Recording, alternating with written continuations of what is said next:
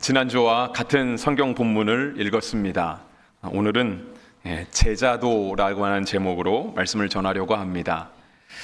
제자도 참 좋은 말입니다.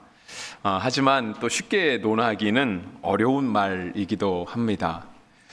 제자도에 대해서 설교하려고 하는 것이 제가 마치 제자의 길을 다 알기 때문에 설교하는 것은 아닙니다. 다만 예수님도 말씀하시고 오늘 성경에도 적혀 있는데 분명 제자가 걸어가야 될 길이 있고요, 성도가 살아가야 될 길이 있습니다. 그것을 오늘 말씀을 통해서 우리가 함께 살펴보면서 우리에게 원하시는 예수님의 마음이 무엇인가를 함께 헤아려 보면 좋겠습니다. 그런데 특별히 오늘 설교를 들으실 때는 제가 제자도를 논한다고 해서 목사가 제자도를 다 아는구나 라고 하는 그런 목사의 말로 듣지 않게 되시기를 바라고요, 예수님이 하신 말씀으로 듣게 되는 은혜가 있기를 간절히 바랍니다. 예수님께서는 제자들을 부르시고 그들을 세상에 보내셨습니다. 그것이 이제 9장 1절에 나와 있습니다. 예수님께서는 이 제자들을 아주 귀하게 부르셨습니다. 특별한 시간을 가진 다음에 제자들을 부르셨죠. 그것을 우리가 예전에도 살펴보고 지난 시간에도 살펴보았는데 누가복음 6장 12절 말씀에 바로 그것이 적혀 있습니다. 밤새 기도하시고 예수님께서 제자들을 뽑으셨습니다. 그리고 날이 밝자마자 그 뽑으신 제자들을 향해서 그들을 너무 특별하게 여기신 나머지 사도라고 하는 그런 별칭도 허락하여 주셨습니다. 그리고 그들을 세상에 보내셨습니다. 그렇지만 결코 그냥 보내지는 않으십니다. 1절 끝에 보시면 주님께서 그들에게 귀신을 제어하며 병을 고치는 능력과 권위를 주셨다라고 말씀하십니다. 그러니까 제자들을 보낼 때 그냥 가서 알아서 잘해봐라가 아니라 제자들을 하여금 세상에서 제자의 삶을 살아갈 수 있는 능력과 권위를 주님께서 주셨다라고 하는 것이죠. 그런데 이렇게 예수님께서 주신 능력과 권위는 제자들 스스로를 위한 것, 그러니까 제자들 자체를 위한 것은 아니었습니다. 그러니까 주님의 능력, 주님의 권위는요, 다른 사람을 위해서 사용하게 되어 있었습니다. 그 말씀이 2절에 기록되어 있죠. 하나님의 나라를 전파하며 앓는 자를 고치게 하려고 내보내시며 되어 있습니다. 그러니까 아무리 귀신을 내어쫓는 능력이 있고 병을 고치는 능력이 있다 할지라도 그것을 자기 자신을 위해서 사용할 수는 없습니다.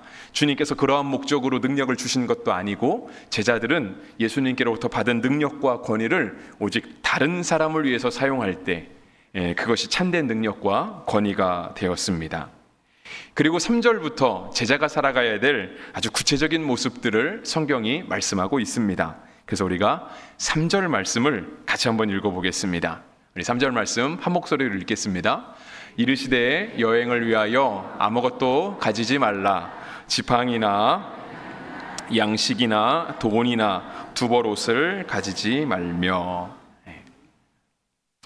제자들이 예수님의 보내심을 받아 그 각각 보내심 받은 사역지로 갔습니다.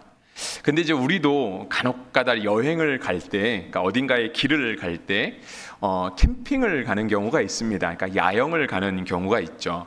그래서 우리가 일상적으로 살아가던 어떤 도시의 삶들을 떠나서 자연 깊숙한 곳, 정말 자연과 가까이 지낼 수 있는 곳에 가면 참 기분이 좋습니다. 왠지 자연과 한 몸이 된 것 같고 사회에서는 누릴 수 없었던 그런 여유를 누리게 되는 것 같습니다.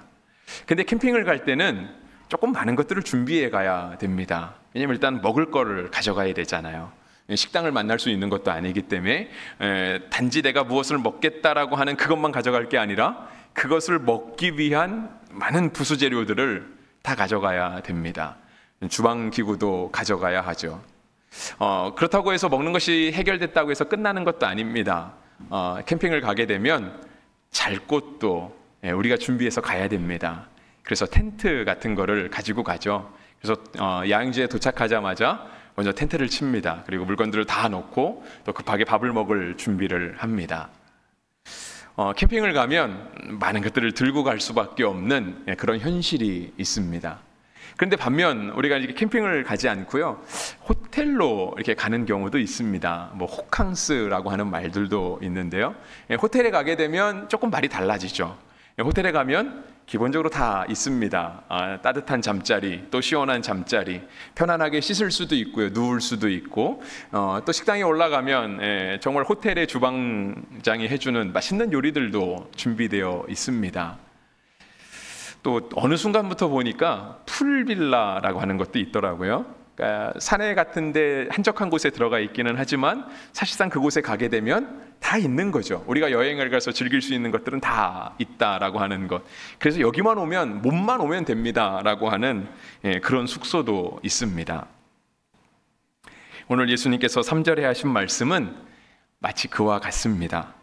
그러니까 제자들이 예수님의 보내심을 받아서 길을 떠났습니다. 근데 예수님께서 하신 말씀이 뭐냐면, 여행을 다닐 때 여행을 위해서 아무것도 가지지 말라 하시는 거예요. 지팡이도 갖지 말라 하시고요, 배낭이나 양식도 가질 필요가 없다 하시고, 돈이나 두버롯도 가지고 갈 필요가 없다라고 말씀하십니다. 마치 우리가 호텔이나 어떤 풀빌라에 가는 것처럼, 아니면 모든 것을 제공해 줄 수 있는 어떤 부모님의 집이나 친척집을 가는 것처럼 그냥 몸만 가면 된다라고 말씀하시면서 주님이 제자들을 보내신 거예요. 그래서 두벌옷도 가지지 말라라고 하는 이 말씀을요, 세번역과 공동번역에서는요, 속옷도 두 벌을 가져갈 필요가 없다라고 하는 말로 번역을 했습니다. 그러니까 정말 몸만 가는 거예요.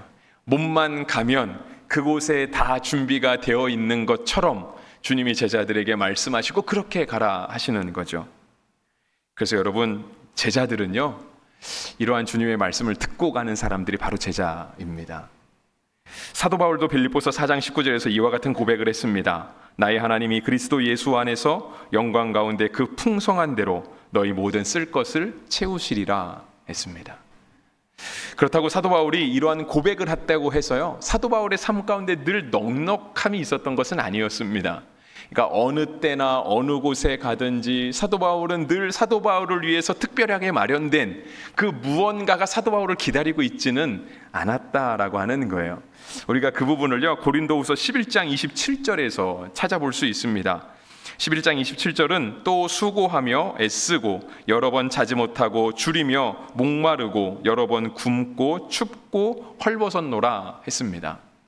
사도 바울이 주님의 사도로 부르심을 받아서 그 제자의 사명을 감당할 때에, 그가 1차, 2차, 3차 선교여행을 다니고 마지막 로마로 향해서 순교의 길을 걸어갈 때에도요, 그는 그 입술로 고백하기로는 나의 하나님이 그리스도 예수 안에서 영광 가운데 그 풍성한 대로 모든 쓸 것을 채우시리라 라고 하는 믿음의 고백이 있었지만, 실제로 바울의 삶 가운데 그 모든 것들이 넉넉하진 않았다라고 하는 거예요.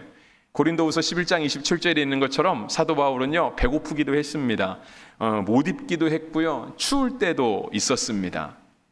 근데 사도 바울은 자기가 고백한 이러한 춥고 배고프고 헐벗은 이러한 것들이 주님의 채우심을 무력화시키거나 무효화시킨다라고 말하지는 않았습니다. 그러니까 말씀이 두 개가 상충되잖아요. 사도 바울은 분명 배고픔도 경험했고 추운 것도 경험했고 잠자지 못하는 환경도 경험했거든요. 근데 사도 바울의 또 다른 고백으로는 주님이 항상 풍성한 가운데 영광 중에 채우셨다라고 말하고 있는 거예요. 이게 과연 어떻게 가능하냐 하는 것이죠. 사도 바울은 빌립보서에서 이와 같은 고백을 하는데요, 3장 7절과 8절입니다. 무엇이든지 내게 유익하던 것을 내가 그리스도를 위하여 다 해로 여길 뿐더러 또한 모든 것을 해로 여김은 내 주 그리스도 예수를 아는 지식이 가장 고상하기 때문이라 했습니다. 주님을 아는 지식이 가장 고상했기 때문에 내가 주님께 부르심을 받고 주님께 보냄받았다라고 하는 이 사실이 바울에게는 가장 소중한 것이었기 때문에, 이 소중한 것이 있게 되면 다른 것은 없어도 나는 다 가진 사람과 같은 거예요. 여러분, 예전에 그 연애하던 기억을 한번 떠올려 보시면 좋겠습니다. 사랑하는 사람만 있으면 그쵸, 어디 가서 살아도 상관없는 거 아닙니까? 네, 그 사람만 있으면 되는 거죠. 그러면 다른 거는 사실상 채워지지 않아도 모든 것을 가진 것 같은, 세상을 다 얻은 것 같은 그 마음을 가지고 살아갑니다. 사도 바울이 그랬다라고 하는 거예요. 사도 바울에게는 예수 그리스도가 있었어요. 그는 그의 말로 고백하기를 내 주 예수 그리스도로 아는 지식이 가장 고상하다라고 고백을 했습니다. 그래서 다른 것들은 없어도 그는 늘 넉넉했고요, 하나님이 그 놀라운 은혜의 비밀로 사도 바울의 삶을 채우셨다라고 그는 고백했습니다. 그래서 빌립보서 4장 11절과 12절 말씀, 사도 바울은 또 이와 같이 얘기합니다. 내가 궁핍함으로 말하는 것이 아니라 어떠한 형편에든지 나는 자족하기를 배웠노니 나는 비천에 처할 줄도 알고 풍부에 처할 줄도 알아. 모든 일 곧 배부름과 배고픔과 풍부와 궁핍에도 처할 줄 아는 일체의 비결을 배웠노라 했습니다. 사도 바울이 고생을 안 했다가 아니고요. 그 모든 고생스러운 그 모든 힘든 삶 가운데도 사도 바울은 예수님 한 분 때문에 그의 삶이 늘 풍족했고 넉넉했고 감사했고 또 기쁨이 넘치는 그런 삶이었다라고 고백하고 있습니다. 그래서 우리가 3절 말씀, 주님이 제자들을 부르시고 보내실 때 아무것도 안 가져가도 된다 라고 하는 이 말씀 가운데 우리가 제자도를 논한다라고 한다면 제자는 바로 주님의 채우심을, 주님의 공급하심을 믿고 제자의 삶을 살아가는 사람, 그런 사람이 바로 제자입니다. 제자도의 또 다른 모습을 4절을 통해서 살펴보겠습니다. 우리 4절 말씀도 같이 한번 읽어보겠습니다. 어느 집에 들어가든지 거기서 머물다가 거기서 떠나라. 네. 이 말씀을 세 번역으로 보면 이와 같습니다. 어느 집에 들어가든지 거기에 머물다가 거기에서 떠나거라 했습니다. 그러니까 내용은 같습니다. 그러니까 똑같은 내용을 다르게 번역할 뿐이니까 의미는 같거든요. 근데 이 4절의 말씀은 다른 말로 표현을 하면 맡은 바 사명에 충실해라 라고 하는 것으로 정의할 수 있습니다. 맡은 바 사명에 충실해야 되니까 다른 곳에 한눈을 팔 수 없는 거죠. 내가 맡은 바 일에 모든 시간, 모든 능력, 모든 기회, 내가 할 수 있는 모든 것을 다 쏟아서 그 일을 감당해 내는 것입니다. 우리가 하나의 예를 들어 보겠습니다. 우리가 이제 회사를 다니다가 때때로 회사에서 출장을 가게 되는 경우도 있습니다. 근데 조금 더 이렇게 적절한 비유를 위해서 유럽 같은 곳 있잖아요. 아주 좋은 휴양지, 그런 곳에 우리가 출장을 가게 되었다라고 한번 가정을 해봅시다. 분명 회사 돈을 가지고 갔습니다. 회사에서 마련해준 숙소와 회사에서 마련해준 여비와 그런 것들을 가지고 우리가 출장을 갔어요. 그러면 그곳이 아무리 우리가 처음 가본 곳이거나 아무리 좋은 휴양지래거나 아니면 아무리 이렇게 의미가 깊은 곳이라 할지라도 실제로 우리는 그곳에 가서 회사 업무를 하다 와야 되는 겁니다. 근데 이제 사람의 마음이 그렇지 않을 때가 있잖아요. 업무차 왔던 어떻게 왔던 우리가 쉽게 올 수 없는 곳에 오게 되면 조금 다른 마음이 생겨나요. 온 김에 일을 어떻게 좀 빨리 끝내고 좀 어떻게 구경도 좀 다닐까? 갔는데 좀 맛있는 음식도 먹어야 되지 않겠습니까? 맛집도 좀 찾아다니고 뭐가 유명한지도 좀 알아보고. 그런데 주님이 4절에서 말씀하시는 거는요, 그렇게 하지 말아라 라고 하는 뜻이에요.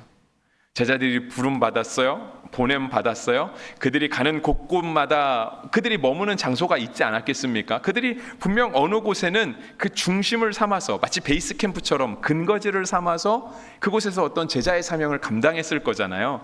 그렇다라고 한다면 그곳에서 맡은 일에 충실하다가 다른 곳에 자꾸 눈 돌리고 여기 왔는데 그래도 이것도 해보고 저것도 해보고 그렇게 하지 말고 여기서 온전히 거하다가 이곳을 떠날 날이 돼가면, 떠날 시간이 다가오면 그냥 거기서 떠나서 다른 곳을 향해서 가라 하는 그 말씀입니다. 그러니까 맡은 바 사명에 충실하라 하는 그 말씀으로 우리가 4절 말씀을 볼 수 있는 것이죠. 근데 사실상은 여기에 어떤 비밀이 있습니다. 그러니까 우리가요, 무엇을 해도요, 맡은 바 사명에 충실할 때 나의 정체성이 잘 정해질 수 있어요. 내가 자존감을 가질 수 있어요. 제가 목사잖아요. 제가 뭐 다른 것들도 하자면 충분히 할 수 있지 않겠습니까? 근데 제가 목사로서 정체성을 갖고 목사로서 자존감을 가질 때는 언제일까요? 그렇죠. 목사의 직을 감당하고 있을 때 뭐 잘하던 못하던 열심히 설교 준비하고 잘하든 못하든 열심히 기도하려고 하고 성도들과 열심히 친해지려고 하고 그것이 어떤 성과를 낼지는 모르겠지만 그래도 그렇게 살려고 노력할 때 그래도 목사다워지고요. 제가 또 목사다워질 때 제 스스로도 제가 좀 자존감을 갖지 않을까요? 그래도 내가 목사야. 난 그래도 잘 살고 있어. 잔소리같이 들리지만 우리 학생들 얘기해 볼까요? 학생들은 언제 학생다울까요? 공부할 때 학생답습니다. 목사님이 또 잔소리 하시네 라고 생각할 수도 있겠지만 사실은 그게 진짜예요.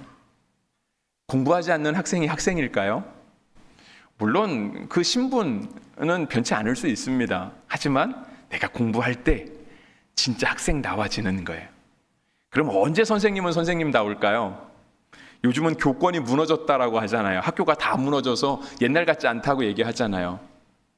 그래도 선생님이 스승의 역할을 감당할 때 그때 선생님답지 않겠습니까? 교회도 마찬가지죠. 세상이 아무리 악해지고 세상이 아무리 중심을 잃고 혼란 가운데 빠져가도 교회는 교회답게, 성도는 성도답게 그 본업에 충실할 때, 그 본질에 충성할 때 그때 비로소 그 존재의 의미와 이유를 갖게 된다라고 하는 것입니다. 예수님도 이 땅에 오셔서 예수님은 십자가를 향해 가는 길을 한 번도 게을리하지 않으셨습니다. 그렇게 가다가 솔직히 욕도 많이 들으셨죠. 사람들에게 조롱을 당하기도 하고 심지어 사람들이 예수님을 죽이려고 하기도 하고 많은 어려움들 예수님도 다 당했지만 예수님은 그 인류를 구원하시기 위한 그 십자가로 향하여 가는 그 길을 예수님은 결코 포기하거나 잠깐이라도 중단하시거나 어디 멀리 돌아가시거나 그러지 않으셨고요.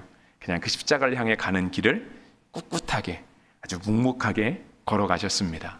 그래서 제자들에게도 지금 그 말씀을 하고 있는 거예요. 우리 5절 말씀 보겠습니다. 우리 5절 말씀도 같이 한번 읽어보겠습니다. 시작. 누구든지 너희를 영접하지 아니하거든 그 성에서 떠날 때에 너희 발에서 먼지를 떨어버려 그들에게 증거를 삼으라 하시니. 예수님께서 제자들을 부르시고 그들을 보내셨어요. 근데 이제 그냥 보내지는 않으셨다라는 것을 우리가 몇 번 들어서 알고 있잖아요. 예수님께서 제자들에게 주신 권능은 어떤 거였냐면요, 귀신을 제어하는 권능이었어요. 그리고 병든 자에게 손을 얹고 기도하고 그러면 병이 낫게 되는 그런 놀라운 권능을 주셨습니다.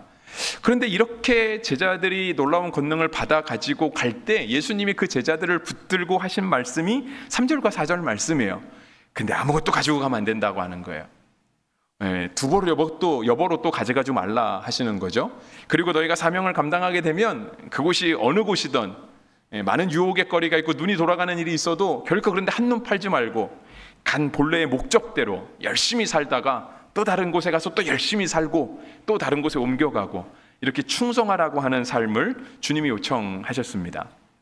그러니까 능력은 참 좋은데요, 주님이 주신 그 권위는 참 좋은데 그 제자들의 삶이 사실상은 조금 부담스러울 수 있어요. 조금 버거울 수 있습니다. 왜냐면 한눈을 팔아서도 안 되고 뭘 가져서도 안 되고 그냥 가는 대로 사명만 감당하라고 하시니까 이 제자들의 마음 가운데 어쩌면 조금 이렇게 부담스럽거나 좀 다음에 갈까, 나 말고 다른 사람을 보내시라고 할까 하는 그런 좀 회피하고자 하는 그런 마음이 생겼을 수도 있습니다. 근데 5절 말씀은 그렇지 않습니다. 5절 말씀은 제자들에게 조금 자유를 주시는 말씀인 것 같습니다. 왜냐하면 제자들이 가서 복음을 전할 때 그거 다 들으면 얼마나 좋겠습니까? 근데 듣지 않잖아요. 듣는 사람보다 어쩌면 안 듣는 사람이 더 많겠죠. 근데 예수님께서 제자들에게 말씀하시는 거예요. 가서 전했는데 듣지 않으면 괜찮아, 그냥 나와도 돼. 그러니까 그 사람 붙들고 막 꼭 예수를 믿게 하거나 꼭 교회를 오게 하거나 그렇게 하진 않아도 돼. 그냥 안 들을 것 같으면 그냥 몇 번 얘기해 보다가 그냥 다른 데 가. 주님이 뭐라 하지 않겠다라고 말씀하시는 거예요.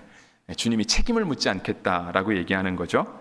그래서 어쩌면 이 5절 말씀은 제자들에게 조금 그 무게를 덜어주는, 그 부담을 조금 줄여주는 그런 말씀일 수 있습니다. 그런데 이제 우리가 한편으로 생각해 보면 이렇게 생각할 수도 있습니다. 그러니까 제자들이 귀신을 제어하는 능력이 있어요. 병을 고치는 능력이 있습니다. 지금이 2024년도를 살아가는 이때에도요, 누군가에게 귀신을 제어하고 병을 고치는 능력이 있다라고 한다면 아마 수없이 많은 사람들이 그 사람에게 몰리지 않겠습니까? 사람들이 많이 오겠죠. 막 그 사람이 무슨 말 하면 다 들을 거예요. 아마 그 사람이 헌금하라면 헌금도 많이 할 수도 있어요.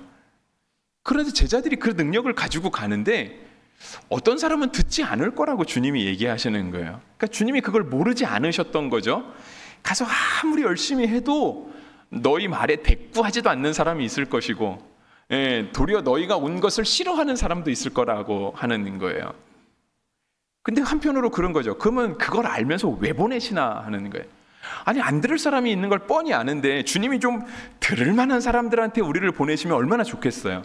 그러면 전하는 나도 좋고 듣는 그들도 좋고 다 좋은데 왜 안 들을 걸 알면서도 주님이 뻔히 이렇게 굳이 보내시냐라고 하는 거죠. 그런데 주님의 말씀은요, 우리의 기준을 가지고 듣는 게 아니에요. 주님이 그걸 알면서도 우리를 보내시는 이유는요, 우리에게 순종을 요구하시는 거예요. 가서 해보면 안 될 거야. 그런데 갈 수 있겠냐 물으시는 거죠. 우리가 어떤 일을 할 때 계획을 세우잖아요. 계획을 세우고 일에 대한 준비를 하죠. 그리고 일에 대한 준비를 하면서 이거 이렇게 하면 되겠다라고 하는 생각을 가지는데 때때로 이거는 안 될 것 같아. 이렇게 해도 조금 불안한 게 있을 것 같고 다음에 하는 게 좋을 것, 그렇게 여겨지는 일들도 있습니다. 우리가 이제 생각을 하고 이렇게 판단을 해보잖아요. 그리고 될 것 같으면 하고 안 될 것 같으면 포기하는 경우도 있거든요. 근데 주님은 안 될 것 같은 장소에도 우리를 보내시는 거예요. 그 이유는 안 될 걸 알면서도 주님이 말씀하시면 갈 수 있느냐, 우리의 판단과 기준을 내려놓고 주님이 원하시면 그곳에 갈 수 있느냐라고 주님이 우리에게 물으시는 겁니다. 디모데후서 4장 2절 말씀입니다. 너는 말씀을 전파하라. 때를 얻든지 못 얻든지 항상 힘쓰라. 범사의 오래 참음과 가르침으로 경책하며 경계하며 권하라. 이 말씀도 그거죠. 때를 얻든지 못 얻든지, 분명 말씀을 전할 때가 아닐 경우도 있다 하는 거예요. 근데 그때도 주님이 전하라 하시는 거죠. 왜 그래야 될까요? 물론 우리의 순종을 요구하시는 것도 있지만 4장 2절보다 한 절 앞에 있는 디모데후서 4장 1절 말씀, 제가 새 한글 성경으로 읽어드리겠습니다. 하나님과 그리스도 예수님 앞에서 단단히 경고하네. 예수님은 살아있는 사람들과 죽은 사람들을 머지않아 심판하러 오실 분이시라네. 예수님의 나타나심과 예수님의 다스리심을 두고 경고하는 것이네. 사도 바울이 영적인 아버지로서 그의 영적인 아들과 같은 디모데를 향해서 한 말이 이거예요. 너가 때를 얻든지 못 얻든지 왜 복음을 전파해야 되는 줄 알아? 조금 있으면 전파하지 못할 때가 올 거거든, 이거예요.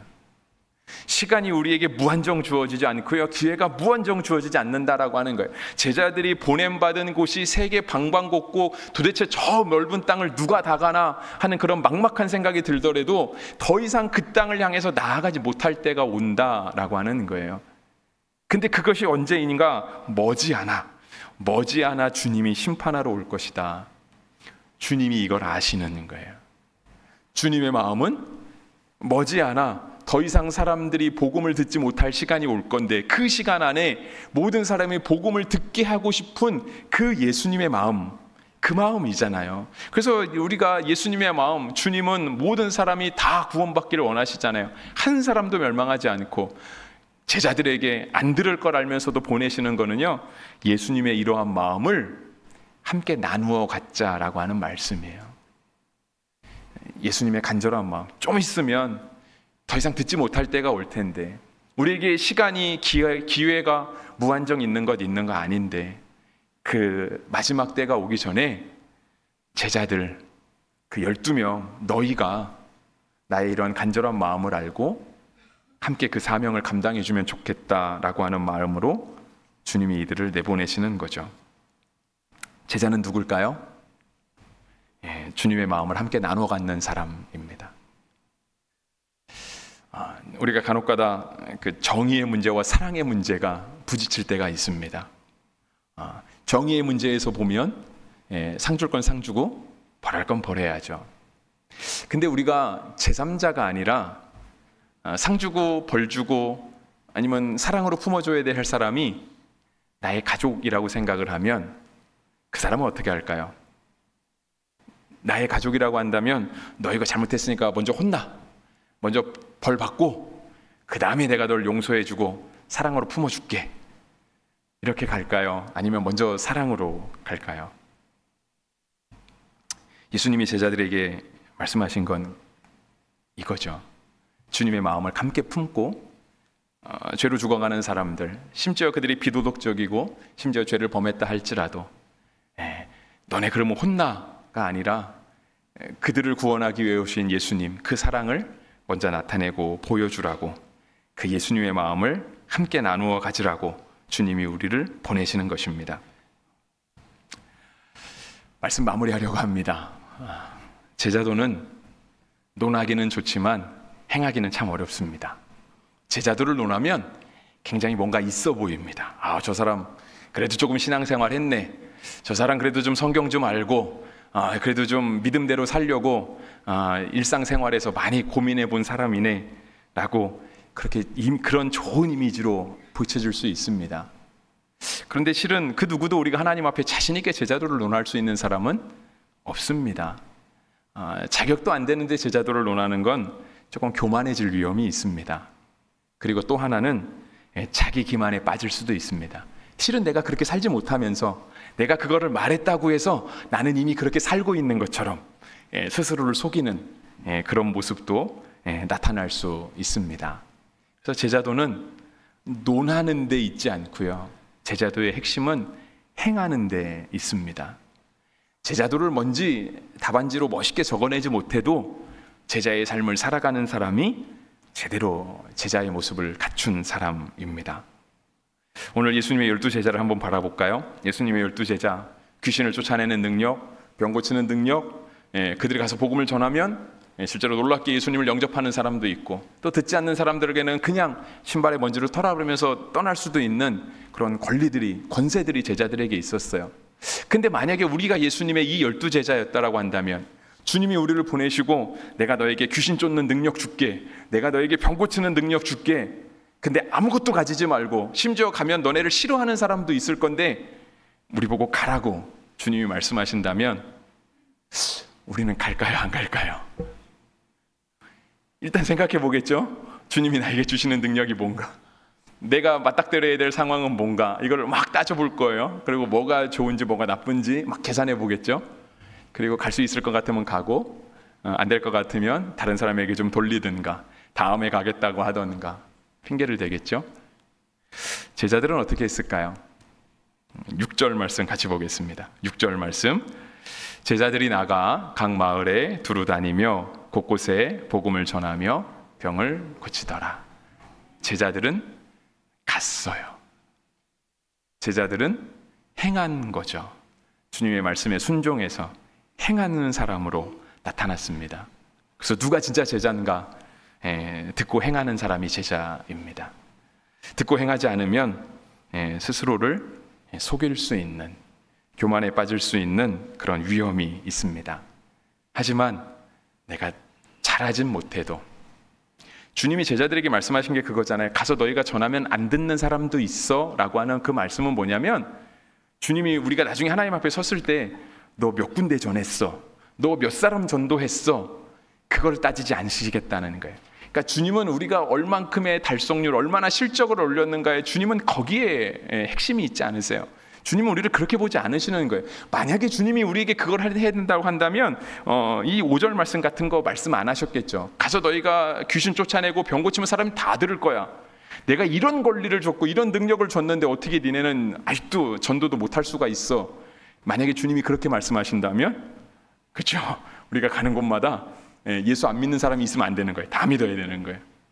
근데 주님은 우리에게 그러한 실적을 요구하시거나 달성률을 요구하시는 분이 아니세요.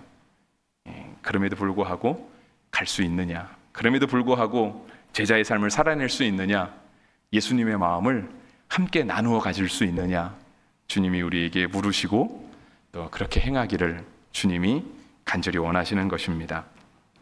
제자는 행하는 사람, 주님의 마음을 나눠 갖는 사람입니다. 우리 구폭교회가 이 지역에 있는 이유가 있겠죠, 그죠? 우리 교회가 주님의 마음을 보여줄 수 있는 교회가 되었으면 좋겠습니다. 우리 성도 여러분들이 많은 사람들과 함께 세상을 살아가실 때 주님의 마음을 보여줄 수 있는 사람, 그리고 순종하며 갈 수 있는 사람, 행할 수 있는 사람, 그러한 사람이 될 수 있으면 좋겠습니다. 그러한 사람이 제자입니다. 기도하겠습니다.